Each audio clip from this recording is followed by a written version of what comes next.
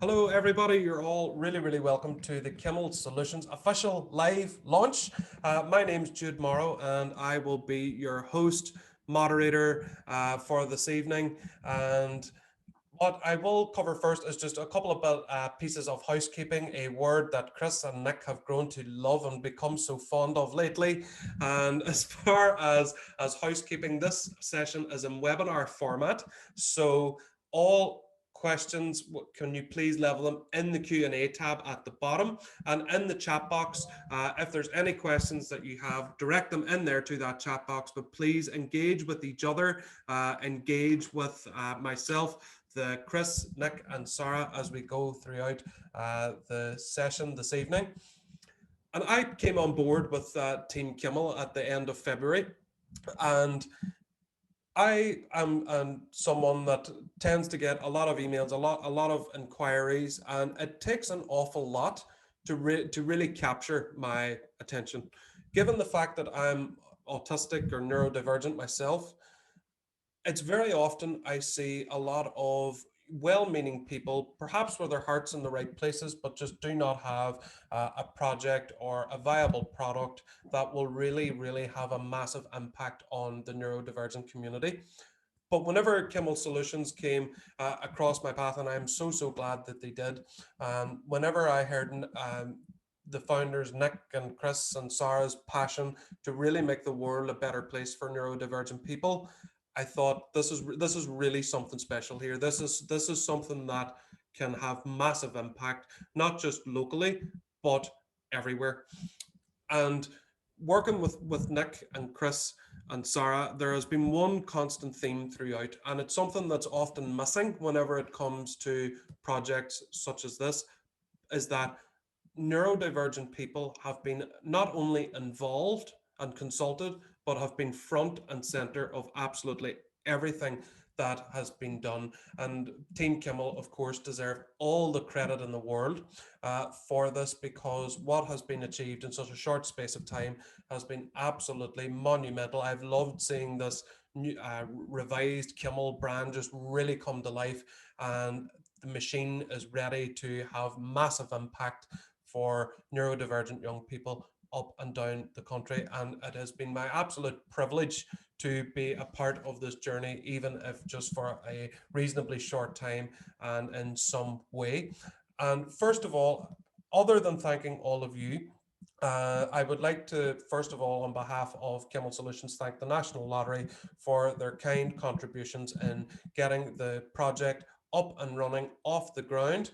And of course, behind every great business, behind every great product, behind every great charity and every great cause, there has to be great people.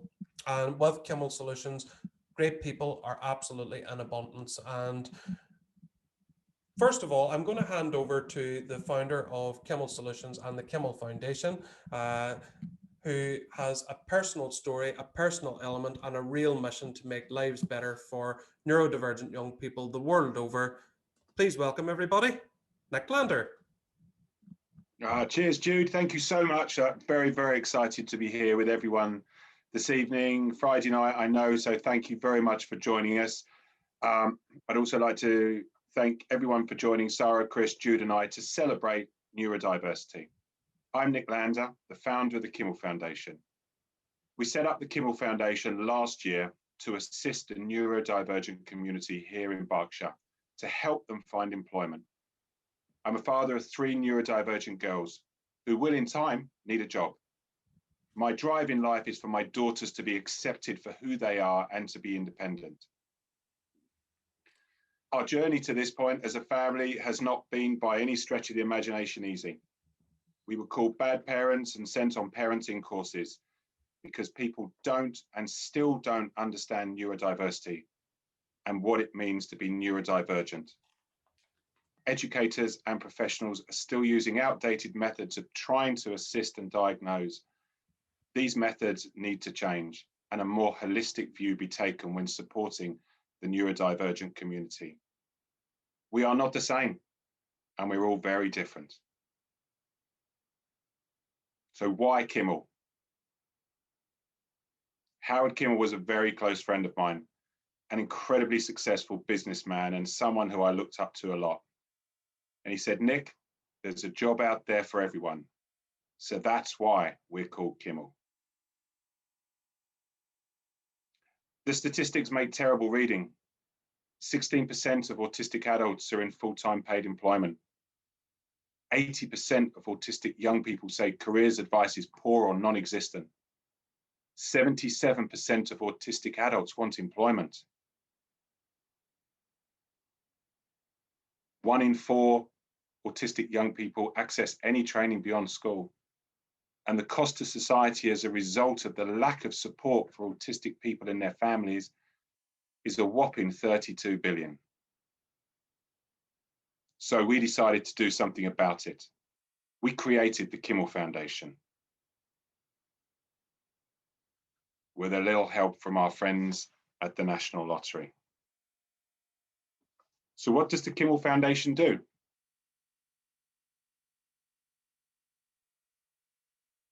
We provide direct support to young neurodivergent people. We provide young neurodivergent people the opportunities they so badly need to gain employment through our signature personal development and employability skills training, which Sarah will talk to you more about it shortly. We support parents and carers of the young people. We work with employers and organizations to help increase their confidence with autism and neurodiversity at work. And we act as a bridge to employment for the neurodivergent community. For companies, we increase their understanding of neurodiversity. We help them feel more confident with young neurodivergent people by offering our CPD accredited courses. We help them introduce simple, low-cost, reasonable adjustments. We teach them strategies and support to help the young person achieve their maximum potential. And we help them untap the vast pool of undiscovered unique talent. And we help them with the Equality Act. We're all very different. And Kimel understands this. We provide a multi-layered approach for the neurodivergent community. We also work with further education providers and the voluntary sector to best support our young people. We work very closely with Nottingham Trent University and Heriot-Watt University in Edinburgh to share data and best practices to support the neurodivergent community. We are also looking forward to working with Heriot-Watt University on a long-term research program. So to date, in the short time that we have been the Kimel Foundation, we have 21 young people on our program, with 7 on our personal development and employability skills training. We've supported a further 4 more with further educational programs. We have 1 in volunteering. We have 7 working with Chris Pape at JAX, which is our Stepping Stones to Employment program. And 2 are in work. Now over to my good friend and the glue in the Kimel organization, Chris Richards. Thanks very much, Nick. I wouldn't exactly call myself the glue. I'm probably more the mud that we've got to wade through, but never mind. Right, I'm Chris. For 40 years, I was a dentist, but in the last 10 years, I was probably more involved in dental politics and support. I was trained by the University of Oxford Medical Postgraduate Department as a mentor to help struggling doctors and dentists. And if you can mentor and coach a consultant, believe you me, you can mentor or coach anyone. I retired in 2014 and hated it. In fact, the New York Times reckons that 40% of people who retire find the same after just 10 months. So I started working with autistic young adults about 3 years ago in Leicester, finding employment, identifying further educational needs, or meaningful volunteering. Things were going fine until lockdown struck a year ago. Who can believe it? It's over a year now, but never mind. Anyway, there we are. But whereas we haven't been able to physically meet people, this downtime has allowed us to evaluate what we were doing, refine and refocus so that what we're providing is more relevant and will have an improved impact. We have devised 3 CPD accredited courses. Now, just to explain, continuing professional development is a commitment to lifelong learning. Our courses are designed to be interactive, sharing ideas and best practice techniques. We will provide you with the practical skills you need to interact with those who have cognitive differences. This will then make you a highly valuable and indispensable member of the workforce, allowing you to bridge that gap. Conversations I've had with many local companies all too often revolve around the struggle they find they have to find suitable candidates for their workforce because they're continuing to look in the depleted pool of conventional candidates, using recruitment companies who probably just want to play it safe and are overlooking those who think differently, even though they may be a perfect fit. If a company knows they already have someone in their workforce who has neurodiversity training, that will allow the company to employ a neurodivergent individual and so benefit from the unique talents that individual may have. So the first course, Neurodiversity First Aid, aims to teach you those skills that you will need when engaging with neurodivergent people. 75% of all employees are reluctant to mention a disability due to the fear of discrimination. So potentially many of the workforce could already be on the autistic spectrum, and certainly not all the people on the spectrum will have a formal diagnosis, so may not even be aware, but nevertheless may be struggling and not sure why. We will teach you how to recognize these features and how to overcome the challenges. What we are teaching is first aid, not last aid. And when coping with these people, to ask first, not act. Why is this important? Because the law says so. The Equality Act of 2010 states that reasonable adjustments should be made. We will teach you what these adjustments should include and how to go about it. Some of these may seem so minor and trivial, but could make a huge difference to somebody struggling. This goes hand in hand with mental health training, and the Health and Safety Executive have decreed that this should take equal priority to physical first aid training. Over 50% of time lost at work is due to mental health problems. Stress and burnout is becoming all too common. If one of the chief executives is earning maybe £100,000 a year and is just 10% off his game, how much is that costing the company? Professor Sir Simon Baron-Cohen, a psychologist with the University of Cambridge, suggests that autism may be a necessary component of invention. Many of the great inventors had autistic tendencies, so many of the high flyers in the company may well have similar characteristics. And just think how valuable to a company you would be if you knew how to recognize this, support, and nurture this valuable talent. This then brings us to our second course, Unearthing Autistic Talent. Simon Baron-Cohen's team at Cambridge studied the instance of autism in 3 similar Dutch towns. They found the instance of autism in Eindhoven to be twice what it was in other towns. Eindhoven is the home to Philips, the electronic giant. So many are involved in the STEM, that's science, technology, engineering and maths sectors, supporting his theory that maybe autism is an essential ingredient of invention. So you've decided that one of these individuals is essential for your team. How are you going to recruit them? If, like me, when faced with an interview or today's lecture, your tongue sticks to the roof of your mouth, and as my granddaughter so quaintly puts it, I have a dyslexic gob. Your brain goes to mush and you can't even remember your name. You're not exactly going to ace the interview, are you? We suggest ways around the interview problem, allowing these exceptional individuals to showcase their talents in a way that is mutually acceptable. They may already be part of your team but have been hiding in a corner all these years. We will show you how to identify and nurture this potential by using just a few simple adjustments. The third of our courses will be presented by our founder, Nick Lander, and is playing to his strengths as concierge in the London hotel industry over the past 35 years. And this is how to accommodate autistic guests.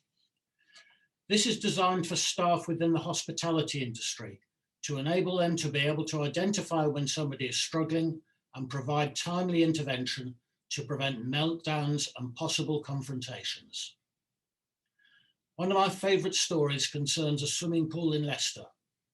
Two so-called carers took this 22-year-old, 6'2", built like a brick-built outhouse, for swimming at 5:45 one evening, and were refused admission because the swimming pool shut in 15 minutes. The lad, bless him, had a meltdown. It took 3 members of staff and 2 armed policemen until 11 o'clock that night to talk him out of the pool. Still, it's better than in the US, where in a similar situation, the carer was actually shot dead by the police. It's not rocket science, and just a little education to allow a better understanding and so acceptance is all we are trying to achieve. All this is fed by an innovative 12-week personal development and employability program presented by that nugget of autistic genius herself, Sarah Louise Ackrell. So thank you very much, and over to you, Sarah. Hi, thank you so much. I've not ever been called anything like that before. Appreciate the intro and really touched by the stories there as well. That's inspired me maybe to tell a few of my own. So yes, my name is Sarah Louise Ackrell and I'm a therapist by training. I wrote and developed and I now deliver the employability skills training. I think the most exciting part being the personal development component. I also self-disclose, I'm diagnosed with autism spectrum disorder. I would have previously been called Asperger's. And I'm 42, I was diagnosed 4 years ago, but I have actually always worked with neurodivergent people. The blended approach behind the course, I think, is our sort of secret sauce. And I wanted to describe these areas which overlap because I think it's key to our success on this course. It's actually based on experience that I've had here in Gloucestershire. I'm in Cheltenham. So I spent 5 years in the employability and disability arena. 2 years of that was on the government work programme. And then I wanted to run a bit of an experiment. I decided to leave the DWP and the remits of my subcontracting provider and become independent and run a social enterprise because I wanted to see if my methods would work and if people, when they were unencumbered by remits and benefits issues, could develop faster, and I had more of a free rein to do what I needed. So I spent 5 years in that area, and I must say that employability, self-employment and inclusive entrepreneurship, anything that makes somebody neurodivergent autonomous and able to earn a living are the part of neurodiversity that really gets my heart. On top of that, I've had my counselling practice for the last 9 years. That took me 5 years to train in order to be able to open that.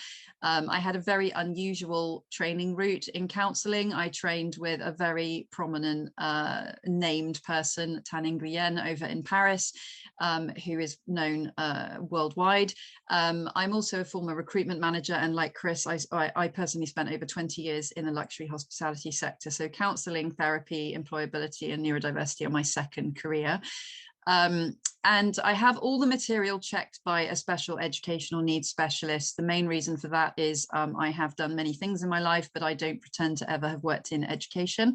And I think where a lot of courses go wrong is they don't cross-reference with special educational needs, which is very necessary in this area. And I think that for those of us who didn't get to go to a special school, I went to a mainstream school, being diagnosed very late. I think that there's a lot of input that lots of neurodivergent people don't get the benefit of. So it's important, I think, that we combine all of these areas. And this is our secret sauce here at Kimel. So our aims and how we measure the outcomes, the 3 areas that I work in with the group are addressing difficulties. Now that's an understatement. I think addressing difficulties is a very quick way of saying that we have a no stone unturned approach, no skeletons in cupboards, no elephants in rooms. We literally broach every topic that you would probably, you know, have hair turning grey and faces reddening when you think, goodness me, is that employability?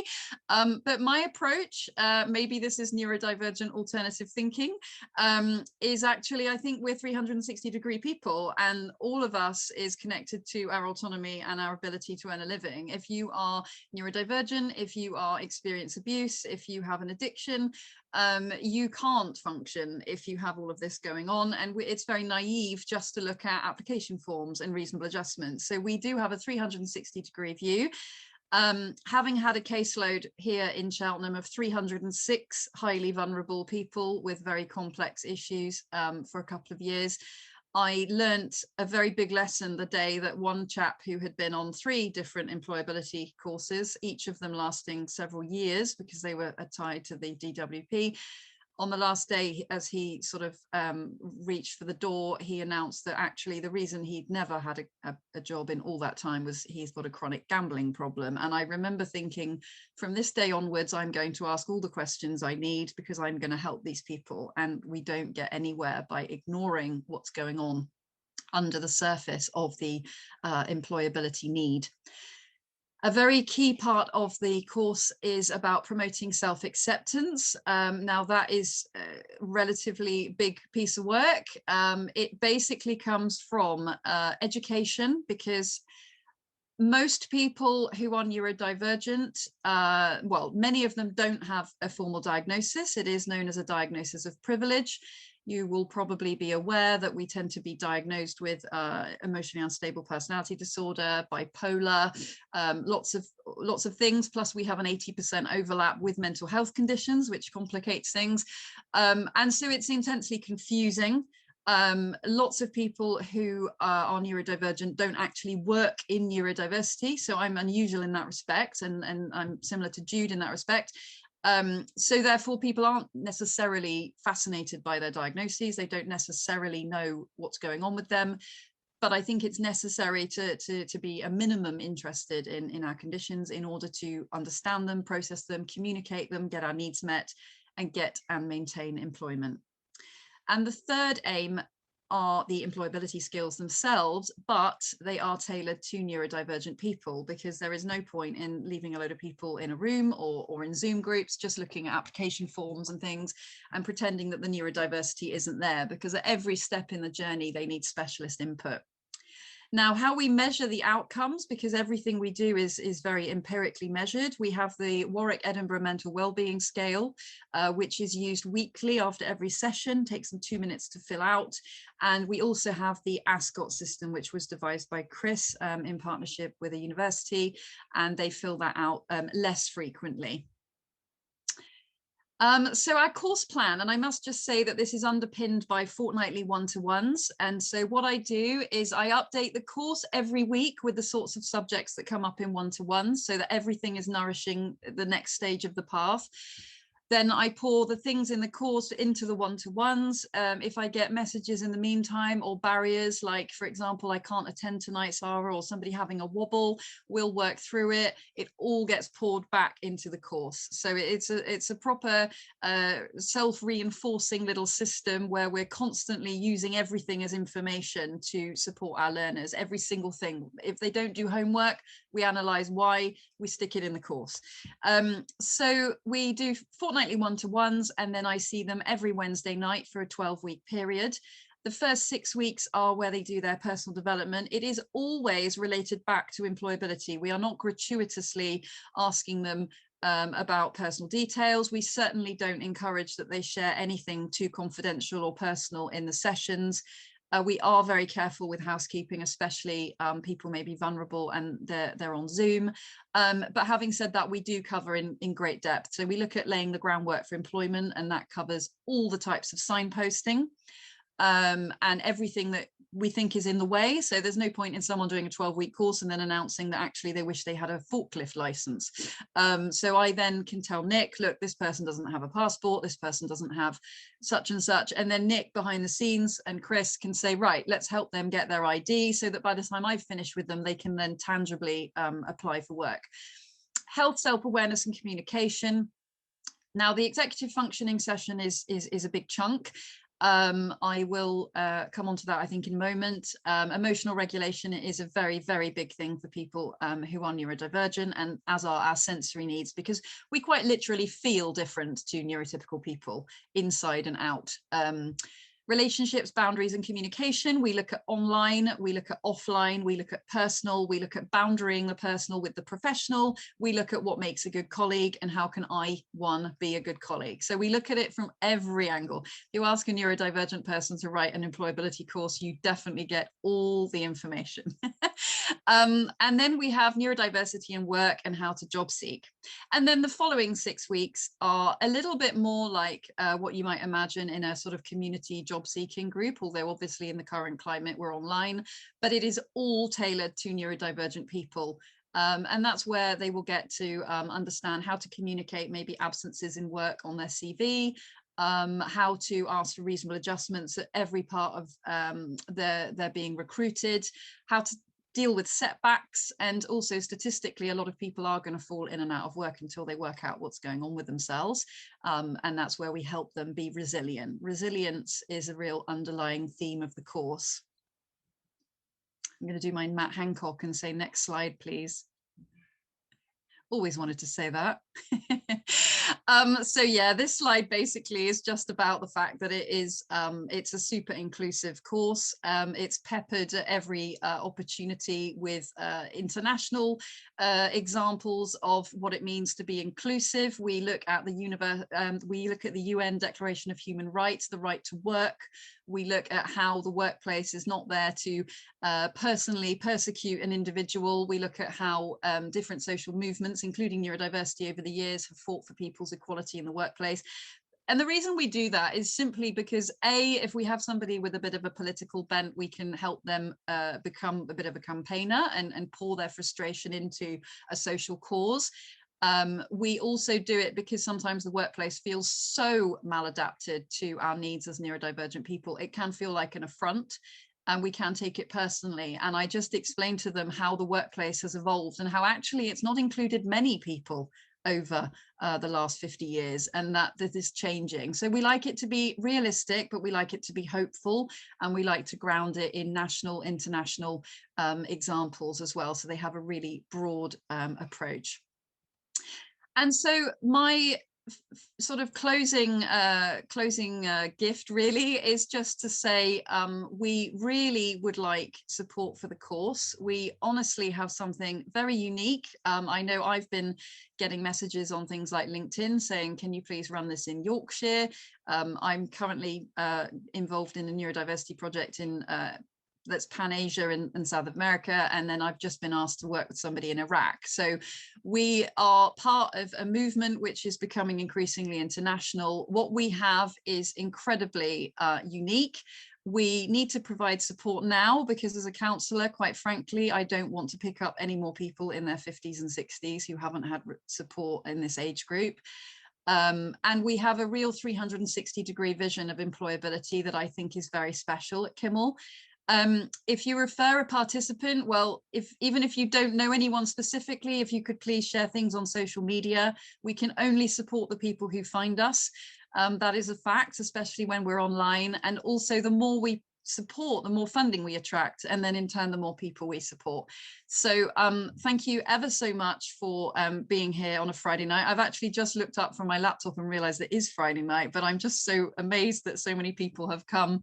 And I just think that's testament to Chris and Nick's great work in spreading the word. So thank you very much for having me, and please support Kimel. And getting the whole overview of all the courses has been absolutely fabulous. Oh, there's the thank you video. I almost forgot about that one.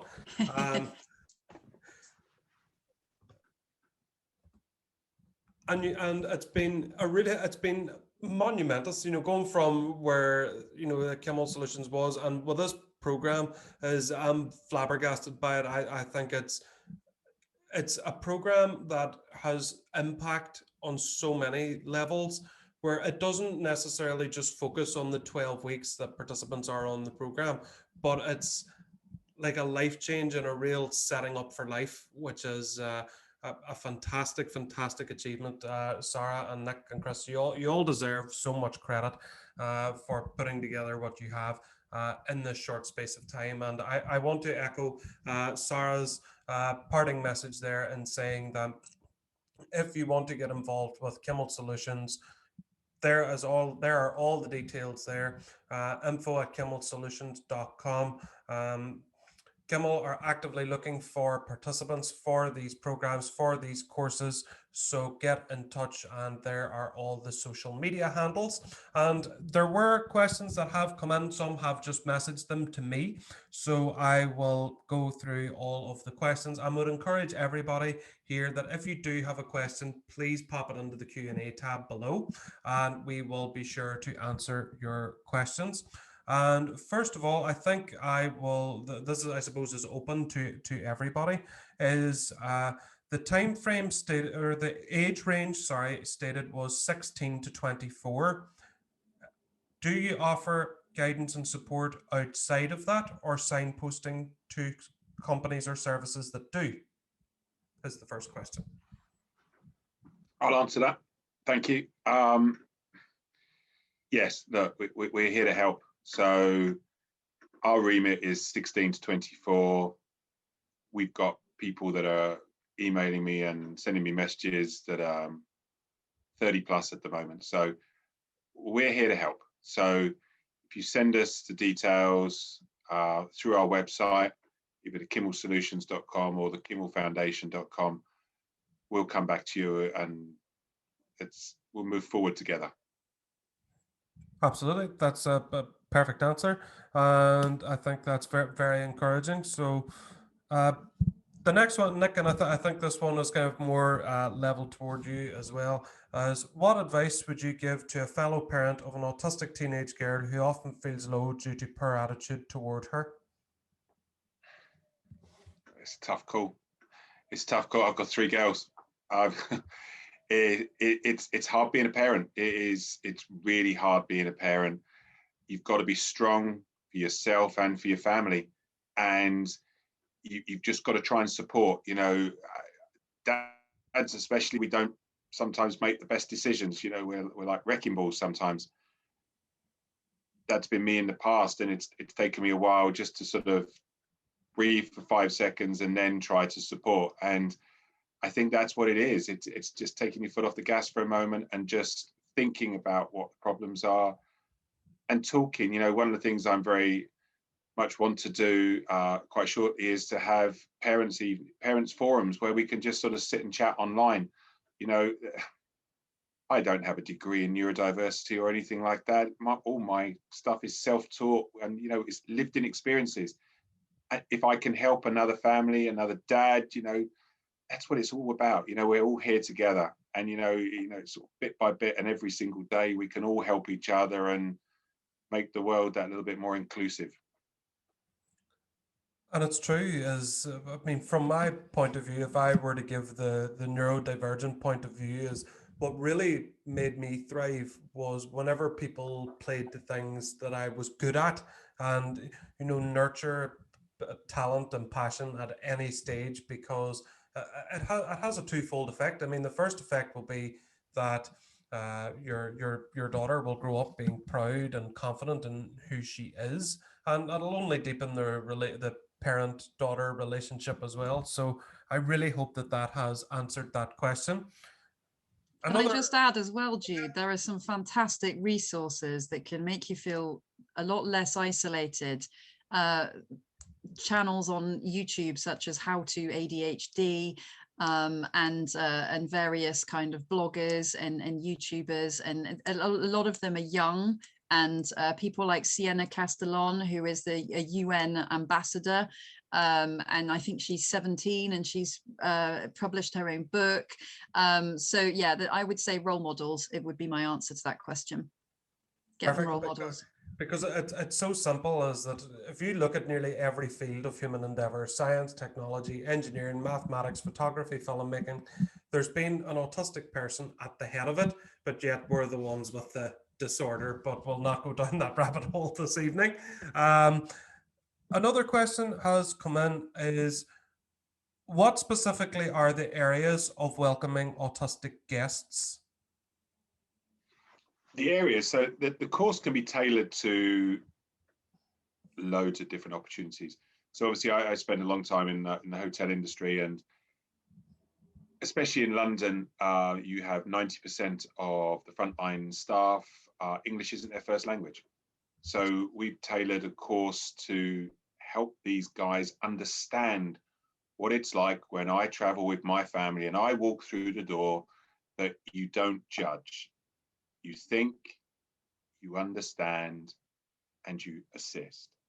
So we're looking at putting these courses, hopefully, into any front-facing customer service role. So whether that's the railways, whether that's hotels, whether that's theme parks, you name it. If there's a front-facing customer service person, the more people I can train up about what my family needs when we come through that door, then I'm making a difference for other families. And that's the whole mission on this course, is to spread the word, to have understanding as to what we do, so that if you're called upon and you need to help, you know what to do, and you do it nicely. I would like to add something to that, actually, inspired by Chris's anecdote earlier. The reason this is so important, and I'm sure that people sat on this call now realise, but just to illustrate, 3 years ago, I had a meltdown at Victoria Coach Station, and I basically ended up screaming the entire coach station down and being told I was going to be arrested.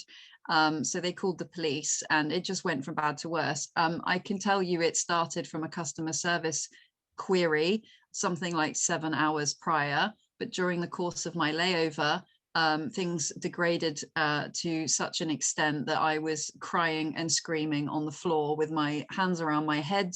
I've still got a little one, and a lady actually ran across and said, "My son's autistic, I know what's going on here, get back." And thank goodness, I have asked them repeatedly to put in training and to use the CCTV cameras. And so that is exactly the type of situation that can be avoided by the type of training that Kimel are providing. So I just wanted to give that example, because the next day I was on Zoom, like you see me now, and I'm just as autistic as the next person who's autistic. So I think that there is a problem in society where we tend to imagine what autism looks like and what type of person is autistic. And I like to challenge that. And you do, and you challenge it so well, because I get it all the time where people would say to me, "Oh, but Jude, you don't look autistic," and or things like that, or how, if you're autistic, can you speak in front of all these people?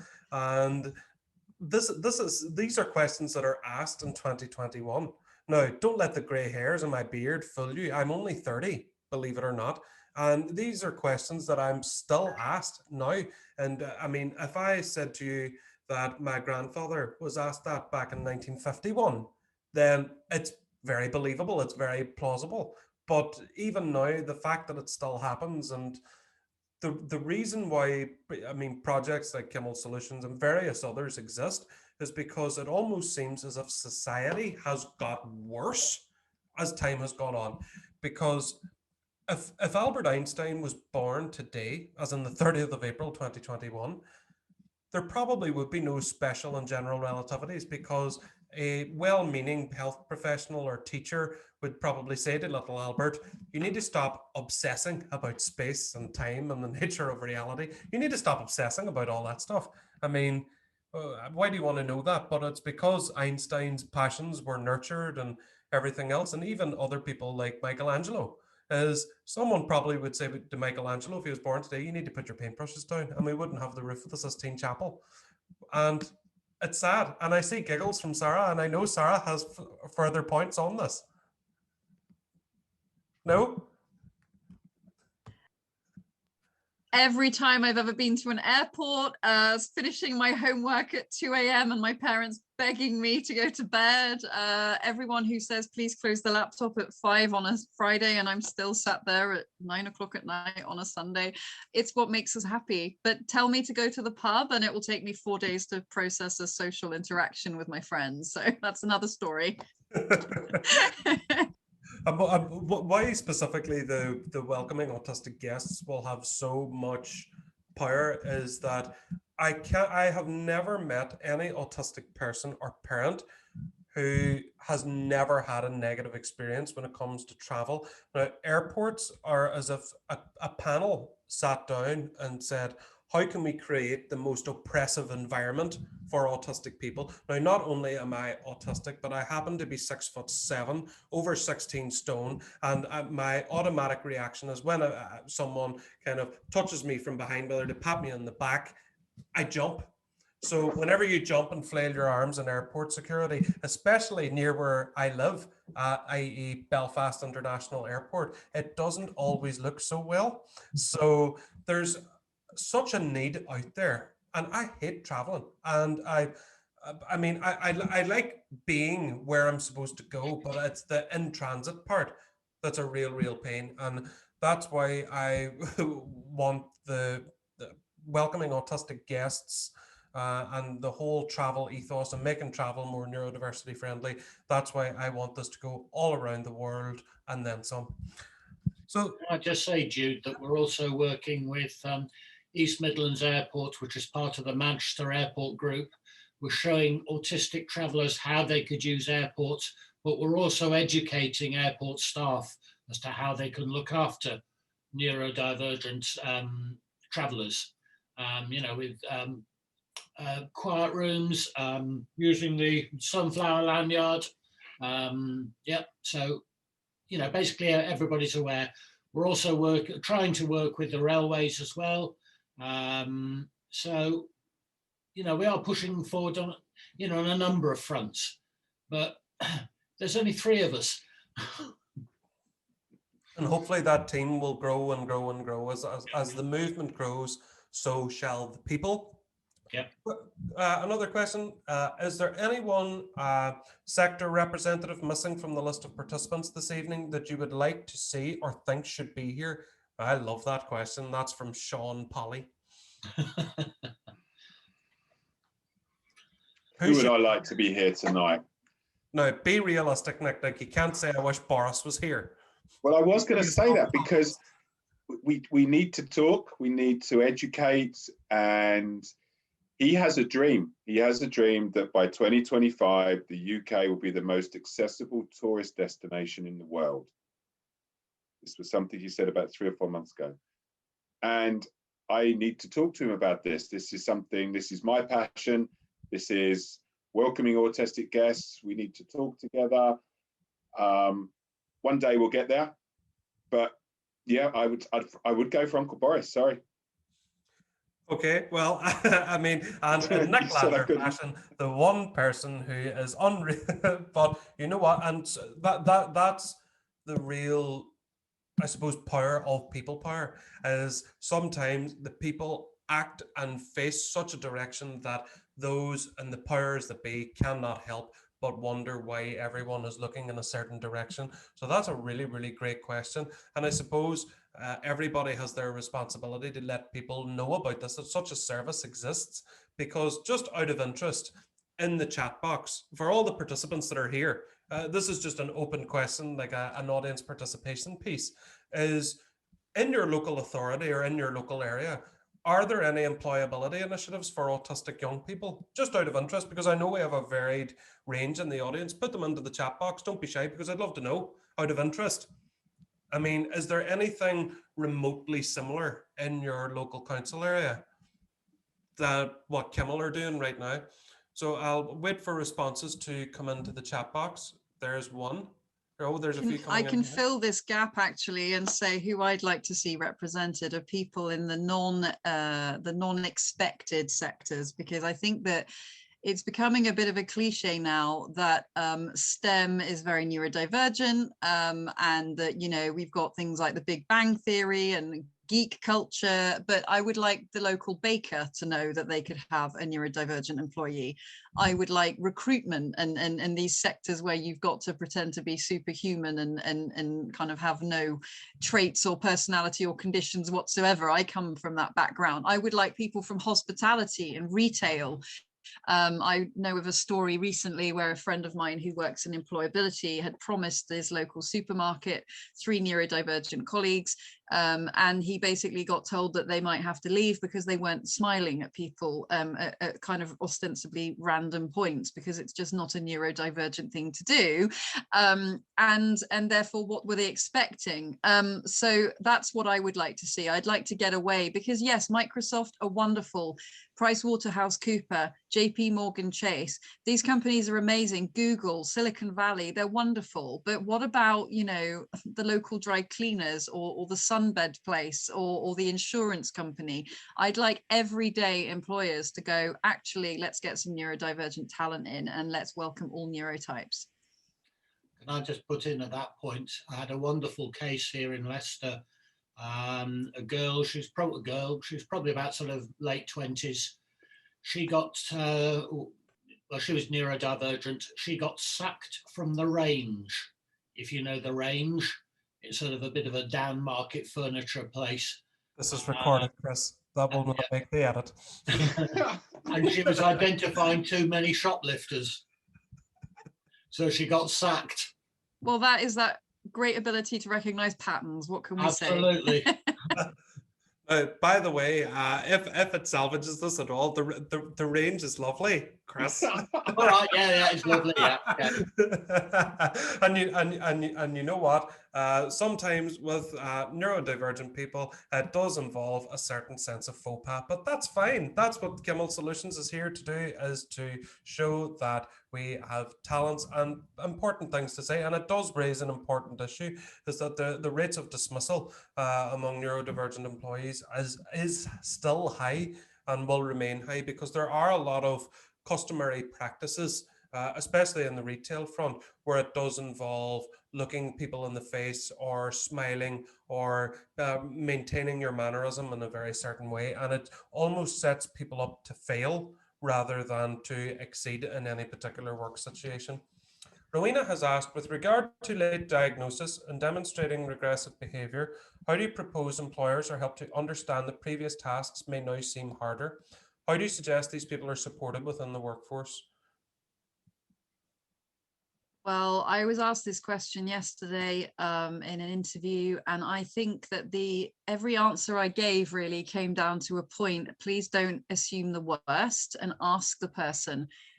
I can't help but noticing that you did this task 3 months ago, and this time you're distressed or you're angry, and I'm confused by that. Don't ever be afraid to say, I must admit, I'm not an expert on neurodiversity. If you're not, I should imagine people on the call are, but never be afraid, because we can look very paradoxical, we can look very contradictory.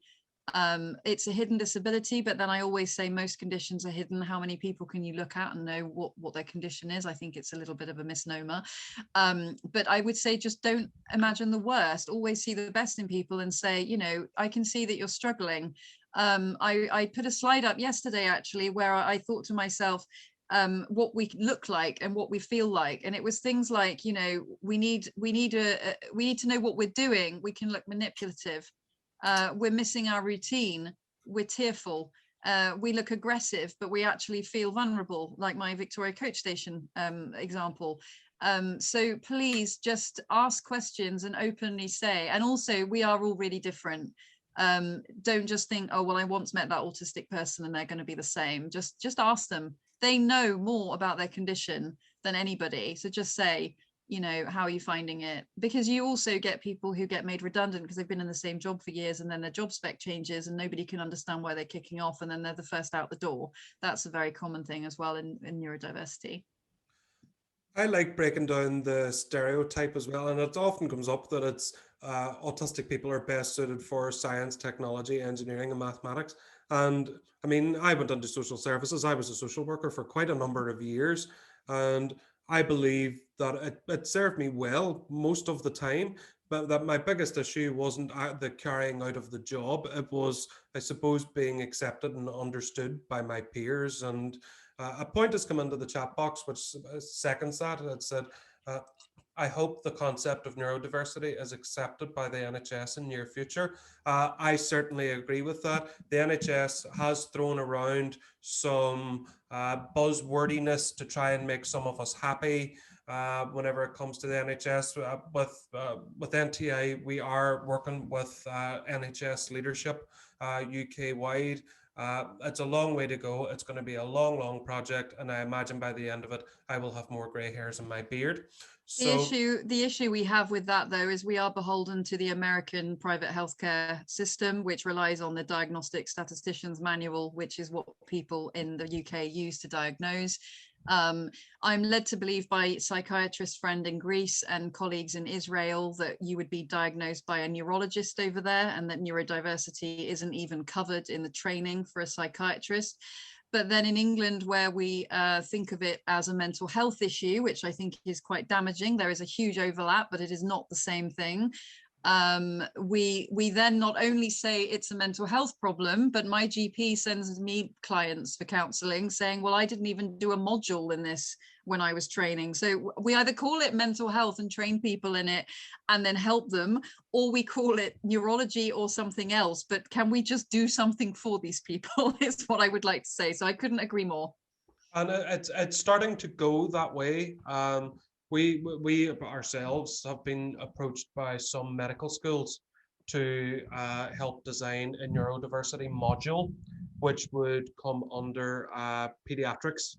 For a start, it's a start. It's a step in the right direction. I mean, it wasn't the time or the place to say, but what about adults? Because at the end of the day, whenever you look at it, 74% of neurodivergent people in the world are over the age of 18. And how do we know this? Is because 74% of the world are over the age of 18. A question has come from Sarah Kerr. Are you doing training with customer-facing services within any local authorities at the moment? I would love to, Sarah. I would really love to. And that is such a good question coming from you as well. If you can help me, we are starting to talk to the local authority at the moment about this.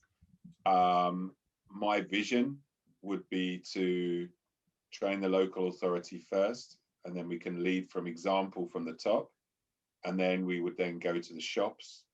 There's a great example of this. There is a town in the US called Mesa, and the whole town has been certified as autism friendly. Mesa. So their first responders, their fire brigades, their teachers, the ballpark alleys, the restaurants, the cafes, the whole town has been trained in autism awareness, and it's amazing. And the guy that did this is a gentleman called Mark Garcia, and he's so laid back. He's a wonderful person that I talk to every couple of months. I touch base with him, and very excited about what he's done.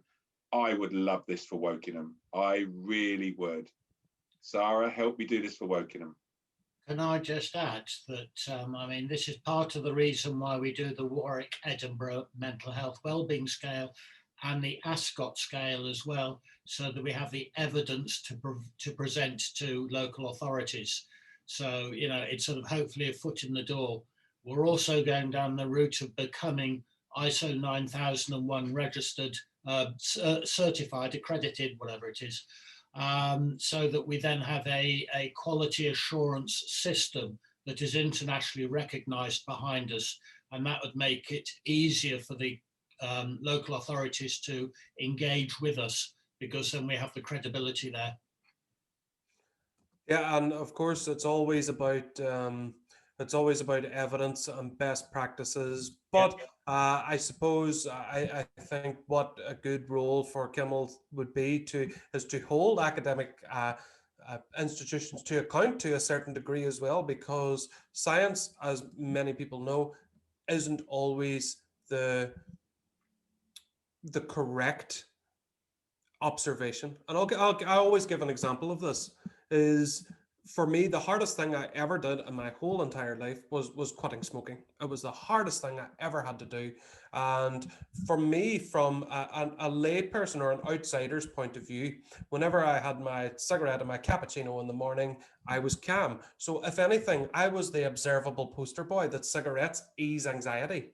And a lot of this has been applied to neurodivergent people, especially with, harmful therapies and very well-meaning practices. And I say well-meaning very, very loosely.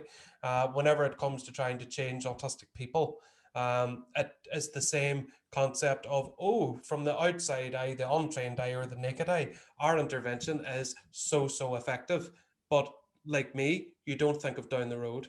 And I think that's how the employability skills training program is so powerful, because going kind of forward is that you're going forward with confidence and hope, rather than am I doing what is expected of me by everybody, which no employee in any work situation should ever have to do, neurodivergent or not. um, Sarah has put in Wokingham to be the first autism friendly borough in the UK. Sounds like a great thing to work towards. And you know what, Sarah, is that in time, Kimmel Solutions will make planet Earth the world's first neurodiversity friendly planet. And then they will branch on to Mars and Venus and Neptune and the observable universe, all 45 billion light years across of it. So that is the mission. And that mission of interplanetary acceptance starts by getting in touch with Kimmel and growing the movement, is what I would encourage everyone to do. I'm just going to take a trip back into the Q&A box. Oh no, we've answered all the questions. So that is all the questions that have come into me. Oh, sorry, there's one more. Our course is going to be delivered online, on site, or both? Both Both. is the answer to that. Obviously, COVID restrictions at the moment. We're set up for online. We're happy to come into businesses and schools and whatever facilities that you've got. We're happy to do that. We're happy to come out. But for the moment, until it's safe to, we'll be delivering them on Zoom. Super. I think that is all the questions. And I suppose from the host point of view, you should all be very, very proud of yourselves. All the talks were fabulous. You all sounded great. These courses are wonderful. And your email box should be full with an email from every single participant here. Plus, you should all be 30 odd followers better off, because everyone here will have followed you on their social medias: Facebook, Instagram, Twitter, and LinkedIn. All the Kimmel team are very active there. And Nick, have you any parting words? Oh, I'm just so proud of today. It's been a lot of work. I'm so proud of everyone that I've worked with. I'm very proud of the team that's with us. But we've got a job to do now.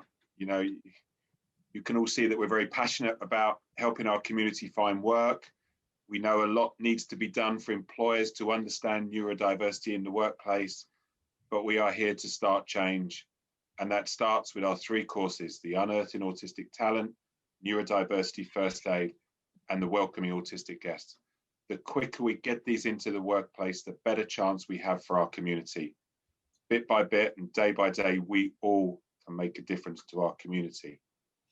So everything you need is on the screen. I want to thank everyone that's helped us get as far as we have today. Sarah, Jude, Chris, I couldn't have done it without you. I'm very proud of where we are. I'm very proud of what we've done. Now we've got to get to work. So from me, thank you very much to everyone that's on the call tonight. It's Friday night, so enjoy. Thank you. Thank you very much, everybody. It has been my pleasure, and have a wonderful evening wherever you are. So thank you from all of us. Bye-bye.